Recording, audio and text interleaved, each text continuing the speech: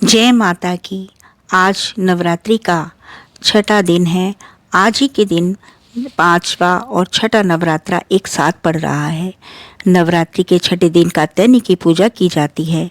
इनकी उपासना और आराधना से भक्तों को बड़ी आसानी से अर्थ, धर्म, काम और मोक्ष चारों फलों की प्राप्ति होती है।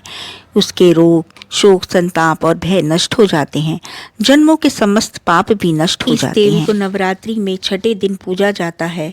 कात्याय गोत्र में विश्व प्रसिद्ध महर्षि कात्यायन ने भगवती पराम्बा की उपासना की, कठिन तपस्या की। उनकी इच्छा थी कि उन्हें पुत्री प्राप्त हो।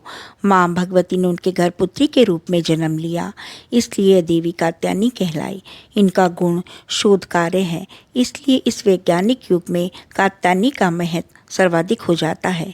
इनकी कृपा से सारे कार्य पूर्ण होते हैं। यह वैद्यनाथ नामक स्थान पर प्रकट होकर पूजी गई है। भगवान कृष्ण को पति रूप में पाने के लिए ब्रज की गोपियों ने इन्हीं की पूजा की थी। यह पूजा कालिंदी यमुना के तट पर की गई थी, इसलिए ये ब्रजमंडल की अधिष्ठात्री देवी के रूप में प्रतिष्ठित हैं। इनका स्वरूप अत्यंत भव्य और दिव्य है। ये स्वर्ण के समान चमकीली हैं। इनकी 4 भुजाएं हैं।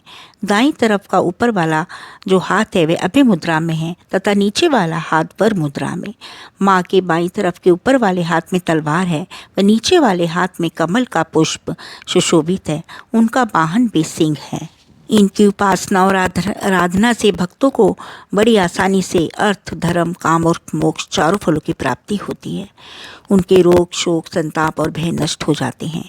जन्मों के समस्त पाप भी नष्ट हो जाते हैं। इसलिए कहा गया है कि इस देवी की उपासना करने से परम पद की प्राप्ति होती है। शास्त्रों के अनुसार माँ कात्यायनी की पूजा करने से विवाह में आने वाली अड़चनें दूर होती हैं, गुरु ग्रह की स्थिति मजबूत होती है। माँ कात्यायनी को शहद का भोग लगाने से सुंदर रूप की प्राप्ति होती है, पॉजिटिव एनर्जी प्राप्त होती है, शत्रुओं का भय समाप्त हो जाता है, सेहत संबंधी परेशानियाँ दूर होती हैं। माँ कात्यायनी ने ही महिषासुर का वध किया था, इसलिए ही माँ कात्यायनी को महिषासुर मर्दिनी भी कहा जाता है।